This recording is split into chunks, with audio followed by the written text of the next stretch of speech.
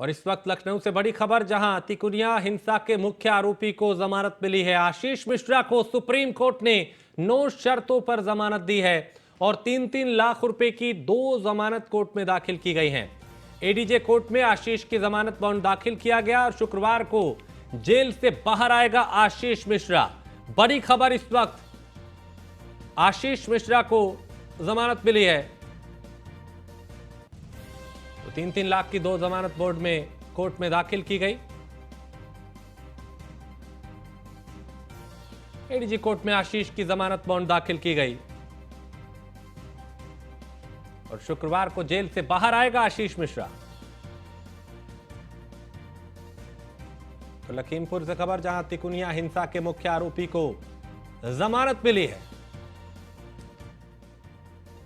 पीयूष तिवारी हमारे संवाददाता इस पे ज्यादा जानकारी के साथ। पीयूष, आशीष मिश्रा को जमानत मिली है, क्या कुछ इस पे शर्तों के साथ जमानत मिली और कब तक जेल से बाहर आ जाएगा आशीष? हम बात करें तो लखीमपुर मामले में आशीष मिश्रा को जमानत मिल चुकी है और निश्चित रूप से सुप्रीम कोर्ट ने अंतरिम जमानत दी है और करीब 8 हफ्ते की अंतरिम जमानत मिली है। और जमानत मिलने के 1 हफ्ते के भीतर जो आशीष मिश्रा हैं, जो अजय मिश्रा टेनी के बेटे हैं, उन्हें कहीं ना कहीं जो उत्तर प्रदेश की बात करें या दिल्ली की बात करें, उसको छोड़ना होगा। अगर वो इन शर्तों को पूरा नहीं करते हैं तो उनकी जो अंतरिम जमानत मिली है उसे रद्द किया जाएगा। हालांकि इसके साथ ही अगर हम बात करें तो हत्या के आरोप में क्रॉस FIR मामले में जेल में बंद 4 आरोपियों को भी अंतरिम जमानत पर रिहा किया जाएगा। तो निश्चित रूप से केंद्रीय गृह राज्य मंत्री अजय मिश्रा और उनके बेटे के लिए राहत भरी खबर जरूर है, क्योंकि अगर हम बात करें तो इस पूरे मामले में सुप्रीम कोर्ट ने 19 जनवरी को ही अपना फैसला जो है वो सुरक्षित रख लिया था और इससे पहले इलाहाबाद हाईकोर्ट की लखनऊ बेंच के द्वारा 26 जुलाई को आशीष मिश्रा की जमानत याचिका को खारिज कर दिया गया था। तो आज सुप्रीम कोर्ट में जस्टिस सूर्यकांत मिश्रा और जस्टिस JK महेश्वरी की बेंच ने ये फैसला सुनाया है और अदालत ने ये भी कहा है कि आशीष मिश्रा जहां रहेंगे उसकी पूरी जानकारी उन्हें देनी होगी और गवाहों को किसी भी तरीके से प्रभावित करते हैं या मुकदमा लटकाने की सूरत में ये जमानत जो है वो खारिज हो सकती है। तो निश्चित रूप से आज आशीष मिश्रा, जो कि केंद्रीय गृह राज्य मंत्री अजय मिश्रा टेनी के बेटे हैं, और किसानों को कुचलने का जो मामला है वो कहीं ना कहीं इन पर चल रहा था, तो आज उन्हें जमानत कहीं ना कहीं मिल गई है। बहुत शुक्रिया जानकारी के लिए पीयूष। तो यहाँ आशीष मिश्रा को सशर्त जमानत मिली है और शुक्रवार को जेल से बाहर आ जाएगा आशीष। तिकुनिया हिंसा के मुख्य आरोपी आशीष मिश्रा को जमानत मिली है। तो लखनऊ हादसा और JNU मामले को लेकर केंद्रीय राज्य मंत्री BL वर्मा ने न्यूज़ 1 इंडिया से खास बात की। उन्होंने क्या कुछ कहा, उन्हें सुनते हैं। हमारे साथ बातचीत करने के लिए केंद्रीय राज्य मंत्री BL वर्मा जी हैं। सर, लखनऊ में एक बिल्डिंग गिरी है, दुखद हादसा भी हुआ है, 2 लोगों की जान भी इस दौरान गई है। सरकार लगातार रेस्क्यू कार्य कर रही है, देर रात तक सरकार लगी रही, लेकिन सबसे बड़ा सवाल है कि समाजवादी पार्टी के पूर्व मंत्री हैं, उनके बेटे हैं, उनके नाम पर ये जमीन बताई जा रही है। क्या कुछ कहेंगे, किस तरीके से इस पूरे प्रकरण को आप देखते हैं? देखिए, 5 मंजिल बिल्डिंग गिरी है, उसमें कुछ लोगों के हताहत होने की खबर मुझे मिली है, जो बहुत दुखद है। मैं उनके और उनके परिवार के प्रति बहुत गहरी शोक संवेदनाएं पहले प्रकट करना चाहता हूं। और इस प्रकार की चीज़ें अगर कहीं भी आती हैं जो रिस्क वाली होती हैं, और इसमें जो घटना हुई है उसमें माननीय मुख्यमंत्री ने जांच के आदेश दिए हैं, तो मुझे लगता है कि जो इस प्रकार की कमियां होंगी और मानक पूरे नहीं किए होंगे तो कार्रवाई होगी। आपको लगता है कि ऐसे जितनी भी बिल्डिंग्स हैं उनकी एक बार फिर से जांच जो है वो हो जानी चाहिए ताकि भविष्य में ऐसे हादसे ना हो? मेरा मानना तो यह है कि जो जिनके मकान बिल्डिंगें जिनकी हैं उनको स्वयं पहले तो देखना चाहिए और देख करके, और मानकों के हिसाब से ठीक है, मानकों के हिसाब से रखरखाव उनका होता है, तब तो उनमें कम से कम काम होना चाहिए। नहीं तो मुझे लगता है कि जब आवश्यकता पड़ेगी तो जो आप कह रहे हैं कि जांच भी करने की कवायद शुरू होगी। एक आखिरी सवाल रहेगा सर, JNU से जुड़ा हुआ, अक्सर JNU विवादों में रहता है और कल जिस तरीके से प्रतिबंधित सीरीज को JNU में दिखाने का प्रयास किया गया, हालांकि जिन लोगों ने दिखाया उन्होंने आरोप लगाया कि उन पर पत्थरबाजी भी हुई। आपको लगता है कि जब सरकार किसी वेब सीरीज को या सीरीज मूवी को प्रतिबंधित करती है तो उसको दिखाना चाहिए, अगर कोई दिखाता है तो किस तरीके से सरकार उस पर एक्शन लेगी? देखिए, JNU हमेशा विवादों के घेरे में रहा है और हमेशा देश को तोड़ने वाले शक्तियों के बारे में वहाँ पर नारे लगते हैं, तो मुझे लगता है कि JNU के बारे में मुझे नहीं, पूरा देश जानता है। कार्रवाई होनी चाहिए सर। सर मैं अब जेएनयू के बारे में तो आप जानते हैं, और लगातार जिस तरह से जेएनयू से चीज़ें आती हैं तो पूरा देश जानता है, और उनके खिलाफ कार्रवाई होगी जो इस प्रकार के कृत्य करते हैं। धन्यवाद सर। तो ये थे हमारे साथ केंद्रीय राज्य मंत्री बीएल वर्मा जी, जिनका साफ तौर पर कहना है कि जेएनयू ऐसे विवादों की वजह से जाना जाता है और निश्चित रूप से पहले भी कार्रवाई हुई है और जो लोग इसमें सम्मिलित होंगे उन पर कार्रवाई भारत सरकार भी करेगी। वीडियो जर्नलिस्ट राम त्रिपाठी के साथ पीयूष तिवारी, नई दिल्ली। गणतंत्र दिवस को लेकर सिद्धार्थनगर जिले से लगने वाली 68 किलोमीटर की सीमा पे सुरक्षा व्यवस्था कड़ी कर दी गई है। सीमा पर तैनात एसएसबी और पुलिस टीम की तरफ से तलाशी अभियान जारी है और इस पर पुलिस अधीक्षक अमित कुमार आनंद ने भारत नेपाल सीमा पे सुरक्षा व्यवस्था का जायजा लिया। भारत नेपाल के खुनुवा बॉर्डर पे पहुंचे पुलिस कप्तान अमित कुमार आनंद ने न्यूज वन इंडिया से बात की। उन्होंने क्या कुछ कहा, उन्हें सुनते हैं। कल पूरे देश में गणतंत्र दिवस का पर्व बड़े ही धूमधाम से मनाया जाएगा। गणतंत्र दिवस को लेकर बॉर्डरों पर सुरक्षा के क्या इंतजाम किए, यही जानने के लिए हम इस वक्त मौजूद हैं सिद्धार्थनगर जिले के खुनुआ बॉर्डर पे। आप मेरे पीछे की तस्वीर देखिए, ये खुनुआ बॉर्डर है। यहाँ पर तीन एजेंसियां सुरक्षा के लिए लगाई गई, पुलिस, एसएसबी, साथ ही कस्टम की, और लगातार जो यहाँ पर फोर्सेज हैं वो पूरी तरह से सतर्क और मुस्तैद हैं। यहीं पर जो यहाँ के पुलिस अधीक्षक अमित कुमार आनंद है, ये भी बॉर्डर का जायजा लेने के लिए आए हैं। हम इन्हीं से बात कर लेते हैं किस तरह के बॉर्डर पर इंतजाम किए गए। सर, कल गणतंत्र दिवस का पर्व है, किस तरह के सुरक्षा व्यवस्था के इंतजाम किए गए? गणतंत्र दिवस के दृष्टिगत पर्याप्त सुरक्षा के इंतजाम किए गए। यहाँ पे जितने भी हमारे बॉर्डर पे नेपाल राष्ट्र के साथ रूट्स है उन पे ड्यूटीज़ लगाई गई है, चेकिंग पोस्ट लगे हुए हैं। इसके अलावा जितने भी भीड़ भाड़ वाले क्षेत्र है, बाज़ार है, इम्पोर्टेंट स्थान है, वहाँ पे भी चेकिंग ड्यूटीज़ लगी गई है। जो बॉर्डर सीमावर्ती जितने गांव हैं वहाँ पे पूर्व में हमारे यहाँ ऑपरेशन कवच के अंतर्गत ग्राम सुरक्षा समितियों का गठन किया गया है, जो भी निगरानी करती है। अगर किसी भी प्रकार की ऐसी स्थिति उत्पन्न होती है या कोई कार्य कर रहा है जो सही नहीं है तो उस पर कार्रवाई की जाती है। इम्पोर्टेंट स्थानों पे सीसीटीवी कैमरास का भी व्यवस्थापन किया गया है, जिसके माध्यम से जनपदीय पुलिस निगरानी करती है। साथ ही यहाँ पे एसएसबी भी लगी हुई है, जिनके साथ हम समन्वय करके लगातार बॉर्डर पेट्रोलिंग करते हैं। सर, क्या कुछ स्पेशल से फोर्सेज वगैरह बढ़ाए गए हैं? जाहिर है बड़ा त्यौहार होता है गणतंत्र दिवस, इसको लेकर किसी तरह से कोई भी आतंकवादी गतिविधियां ना हो, इसको लेकर क्योंकि गणतंत्र दिवस बहुत ही हमारा इम्पोर्टेंट राष्ट्रीय पर्व है और सुरक्षा के दृष्टिगत यहाँ पे हम लोग सतर्कता बढ़ा देते हैं और चेकिंग भी ज़्यादा मुस्तैदी के साथ की जाती है। रात्रि काल में भी जितने भी वाहन जो यहाँ से गुजरते हैं उनको रोककर चेक किया जाता है। जो लोग यहाँ से आते जाते हैं उनके डिटेल नोट्स किए जाते हैं। सीसीटीवी लगाए जाते हैं सभी जगहों को निगरानी करने के लिए। साथ ही जो यहाँ पे ग्राम सुरक्षा समितियाँ गठित की गई है, ग्राम के चौकीदार जो होते हैं वो लोग एक्टिव रहते हैं और अगर कोई भी सूचना प्राप्त होती है तो उसके अनुसार विधिक कार्रवाई पूर्ण करी जाती है। धन्यवाद। ये थे पुलिस अधीक्षक अमित कुमार आनंद, जिन्होंने बताया कि गणतंत्र दिवस को देखते हुए सभी बॉर्डरों पर अलर्ट जारी कर दिया गया और सभी फोर्सेज को पूरी तरह से सतर्क रहने को कह दिया गया और साथ ही साथ जो भी आने जाने वाले लोग हैं उनको बिना चेक किए ना इंडिया से नेपाल और ना नेपाल से इंडिया आने की अनुमति दी जा रही है। Saddam Khan, news one India, Siddharthnagar. और जयपुर में सूफी संत हजरत ख्वाजा मोइनुद्दीन चिश्ती की 811वें उर्स पे अजमेर स्थित ख्वाजा साहब के आस्थाने पे कार्यक्रम का आयोजन किया गया, जिसमें सीएम अशोक गहलोत ने शिरकत कर चादर पेश करेंगे और चादर को मुख्यमंत्री अशोक गहलोत ने मंगलवार को सीएम निवास से रवाना किया था। उन्होंने ख्वाजा साहब के आस्थाने पे आने वाले तमाम जायरीनों और प्रदेशवासियों को उर्स की मुबारकबाद दी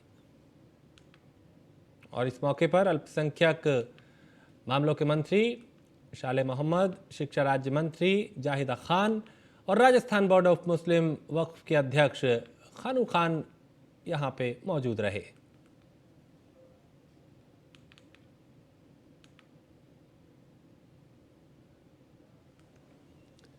जयपुर में मुख्यमंत्री अशोक गहलोत ने मंगलवार को सीएम आवास से 25 हाईटेक इंटरसेप्टर वाहनों को हरी झंडी दिखा के रवाना किया। डिजिटल तकनीक से लैस ये वाहन रात्रि गश्त मापने, वाहन नंबर प्लेट पढ़ने में सक्षम है, यानी ये वाहन नंबर प्लेट जो है उनको पढ़ सकते हैं। वाहन सड़क सुरक्षा में महत्वपूर्ण भूमिका निभाते हुए सड़क दुर्घटनाओं पर प्रभावी अंकुश लगाने में ये सिस्टम कारगर साबित होगा। राज्य सरकार की तरफ से सड़क सुरक्षा कोष से लगभग 5 करोड़ रुपए लागत से राजस्थान पुलिस को इंटरसेप्टर उपलब्ध कराए गए हैं। इस दौरान मुख्यमंत्री अशोक गहलोत ने कहा कि राज्य सरकार प्रतिबद्धता से सड़क दुर्घटनाओं को रोकने के लिए काम कर रही है।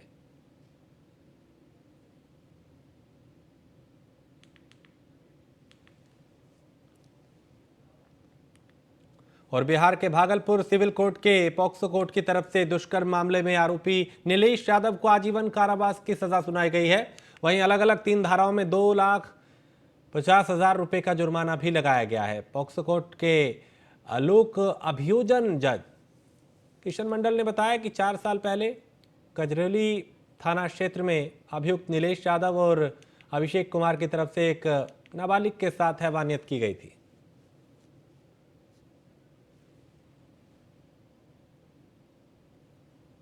एक मामला था जो कजरेली थाना में 20/3/18 को दर्ज हुआ था।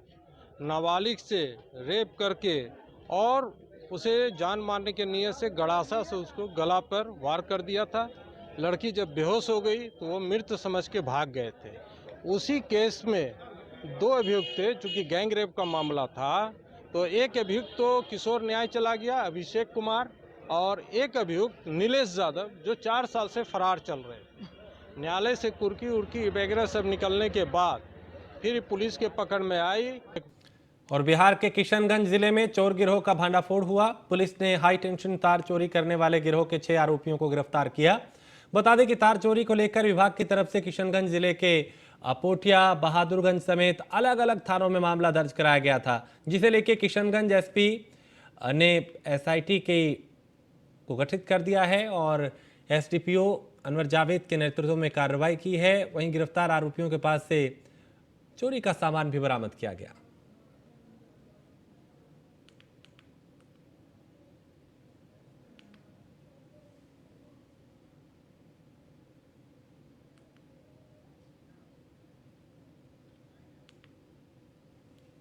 अररिया ठाकुरगंज और अररिया किशनगंज ट्रांसमिशन लाइन है, जिसमें अभी बिजली नहीं, तो बीच में वो ट्रांसमिशन लाइन जो ही जोड़ते हैं तो 2-3 दिन लगातार चोरी हुआ था। इसमें चूँकि 2-3 थानों में केस हुए थे, हमने ठाकुरगंज से लेकर बहादुरगंज और जितने भी इस रूट पे जितने भी थाने के एसआईटी गठित कर दिया एसडीपीओ साहब के नेतृत्व में।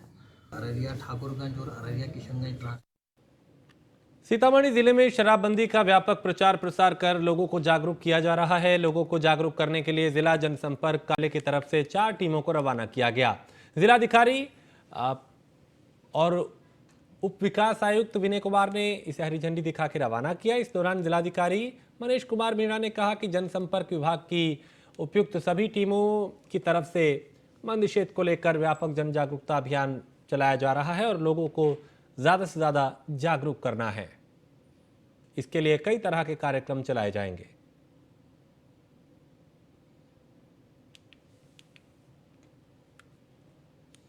पंजाब के बटाला से पनबस के आधिकारिक ड्राइवर ने ईमानदारी की मिसाल पेश की है। बस में एक बुजुर्ग महिला का बैग छूट गया था। बस ड्राइवर ने बैग को देखा, उसने बैग चेक किया जिसमें सोने के गहने थे और एक आधार कार्ड भी मिला।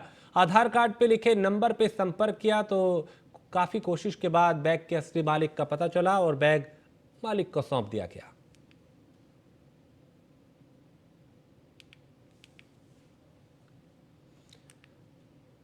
हरियाणा के महम से निर्दलीय विधायक और जनचेतना मंच के संयोजक बलराज कुडू हरियाणा में व्यवस्था परिवर्तन को लेकर पदयात्रा करेंगे और नारनौल के नांगल चौधरी से 26 जनवरी को शुरू होने वाली पदयात्रा प्रदेश के सभी हलकों से होकर चंडीगढ़ पहुंचेगी। व्यवस्था परिवर्तन को लेकर पदयात्रा के माध्यम से लोगों से जन समस्याओं की जानकारी लेकर विधानसभा सत्र में सरकार के सामने उन्हें रखा जाएगा।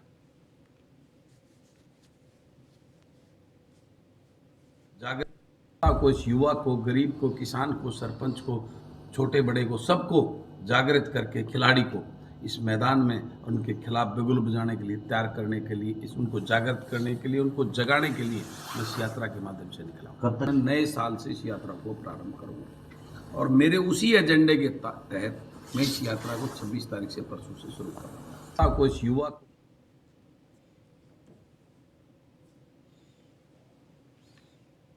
और भागलपुर जगदीशपुर बाईपास टीओपी थाना क्षेत्र के अंतर्गत जमनी मोड़ के पास एक 65 वर्षीय बुजुर्ग ट्रक की चपेट में आने से उनकी मौके पर ही मौत हो गई और बताया जा रहा है कि ट्रक मौके से जो ट्रक का ड्राइवर था वो भाग गया और परिवार में मातम पसरा हुआ है। परिवार के जो लोग हैं वो मुआवजे की मांग कर रहे हैं और इसको लेकर सड़क भी जाम की गई।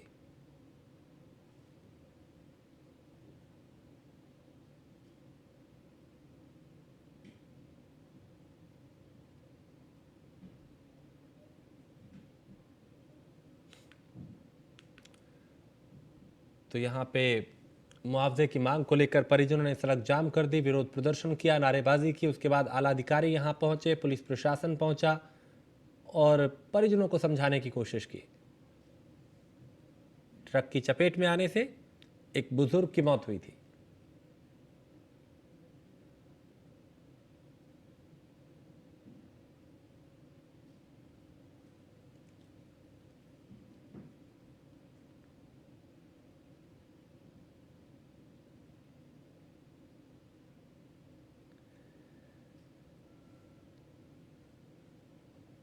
तो ट्रक की चपेट में आने से एक बुजुर्ग की मौत हुई और उसके बाद परिजनों ने, ग्रामीणों ने सड़क जाम करके हंगामा किया। जो ड्राइवर था वो वहां से फरार हो गया, अब उसकी तलाश की जा रही है। परिजन मुआवजे की मांग को लेकर यहां धरना देने लगे, विरोध प्रदर्शन करने लगे, जिसके बाद काफी देर तक यातायात बाधित रहा।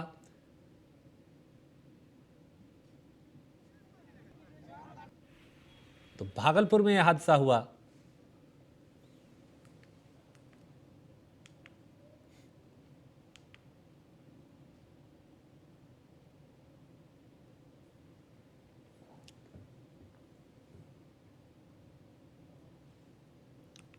और लखनऊ हादसे को लेकर यूपी सरकार के मंत्री राकेश सचार ने कहा कि जांच हो रही है, जांच के बाद रिपोर्ट के आधार पर ही कुछ कहा जा सकता है। जांच में जो भी दोषी पाया जाएगा उस पर कार्रवाई की जाएगी। न्यूज़ वन इंडिया से बातचीत करते हुए और क्या कुछ कहा, उन्हें सुनते हैं। उत्तर प्रदेश सरकार में मंत्री राकेश सचान जी हैं। सर, लखनऊ में एक हादसा हुआ है, किस तरीके से सरकार जो है वो लगातार राहत बचाव कार्य भी जारी है, कई लोगों को रेस्क्यू भी किया गया है, अभी भी टीम वहाँ पे मौजूद है, सरकार क्या कुछ कदम उठा रही है? देखिए, बिल्डिंग में जिन्होंने बनाया है और जिन लोगों के ऊपर जांच के बाद रिपोर्ट आएगी, सरकार सख्त कार्रवाई उनके खिलाफ करेगी। समाजवादी पार्टी के एक पूर्व मंत्री हैं और वर्तमान में विधायक, बेटे का नाम भी जमीन के नाम पर, उस समय जांच में जिन जिन लोगों का नाम आएगा उनके खिलाफ कार्रवाई होगी। धन्यवाद सर। तो ये थे हमारे साथ उत्तर प्रदेश सरकार में मंत्री राकेश सचान, जिनका साफ तौर पे कहना है कि जो लोग उसमें सम्मिलित होंगे उस पर निश्चित रूप से कार्रवाई होगी। विजिलेंस राम त्रिपाठी के साथ पीयूष तिवारी, नई दिल्ली। उत्तर प्रदेश सरकार में मंत्री राकेश सचान। और गणतंत्र दिवस के मौके पे देश में आतंकी खतरे को देखते हुए भारत नेपाल सीमा इलाके में सुरक्षा एजेंसियां हाई अलर्ट पे हैं। महाराजगंज से सटे पड़ोसी देश नेपाल की सीमा इलाके पे सुरक्षा के कड़े इंतजाम किए गए हैं। एसएसबी और पुलिस की तरफ से सीमा के साथ साथ भीड़ वाले इलाकों में भी लगातार निगरानी यहाँ पे की जा रही है। तलाशी अभियान चलाए जा रहे हैं। प्रशासन, सुरक्षा एजेंसियां, पुलिस प्रशासन पूरी तरह से एक्टिव है। इसके साथ ही सोनोली सीमा से गुजरने वाले लोगों और वाहनों की डॉग स्क्वाड के साथ साथ कड़ी जांच की जा रही है। बता दें कि भारत नेपाल सीमा पे 84 किलोमीटर खुली सीमा है, जहां सुरक्षा को लेकर एजेंसियां एक्टिव हैं।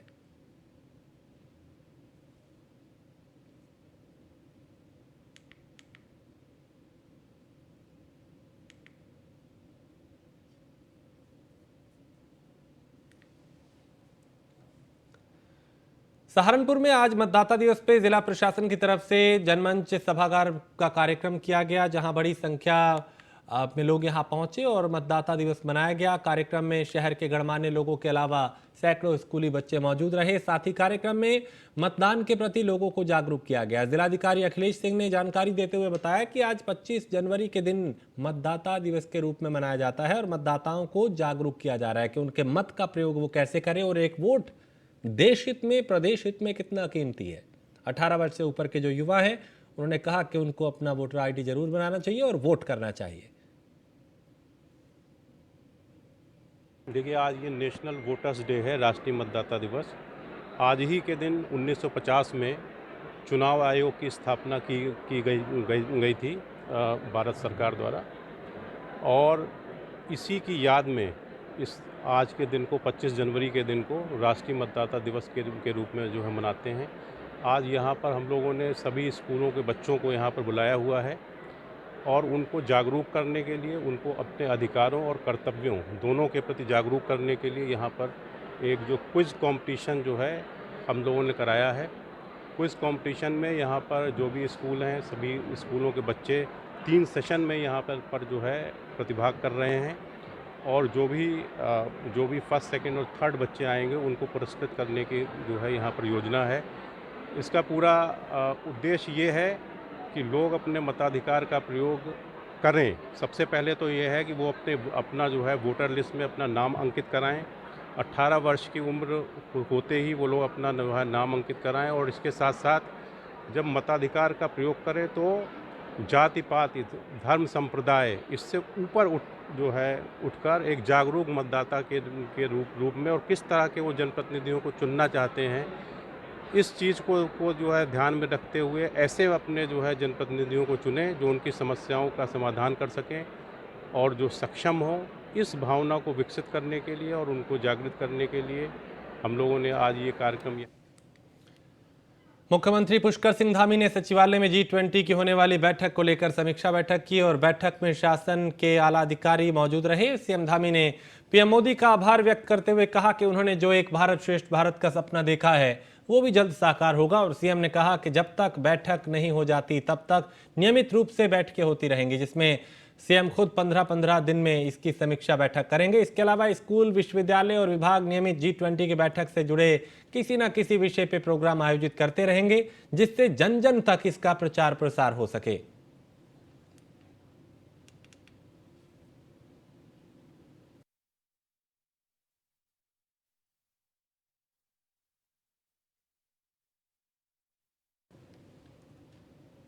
देहरादून में मुख्यमंत्री पुष्कर सिंह धामी ने मंत्रिमंडल की बैठक में फैसला लिया और भारतवर्ष का सबसे सख्त नकल रोधी कानून उत्तराखंड बनाएगा, ये उन्होंने कहा।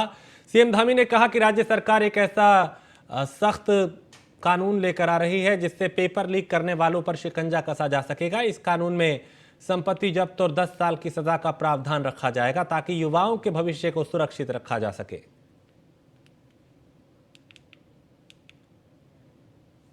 जो सबसे ज़्यादा कठोर कानून होगा नकल के क्षेत्र में, परीक्षाओं में पर्चा लीक, नकल करवाना, पेन ड्राइव से नकल करवाना या जितने भी हथकंडे हो सकते हैं, पेपर सेट करना, और जो लोग उसमें संलिप्त पाए जाएंगे उसमें एक तो उनकी संपूर्ण जो संपत्ति होगी वो जब्त की जाएगी और साथ ही साथ यह प्रावधान भी कर रहे हैं कि जो लोग भी जो अभ्यर्थी के नाते परीक्षा देने वाले हैं और उसमें पकड़े जाएंगे तो अगले 10 सालों तक वो किसी परीक्षा में भाग नहीं ले पाएंगे। हमारी मंशा बिल्कुल स्पष्ट है, साफ है कि हम 1% का भी 0.01% का भी कोई भी इसमें समझौता नहीं करना चाहते।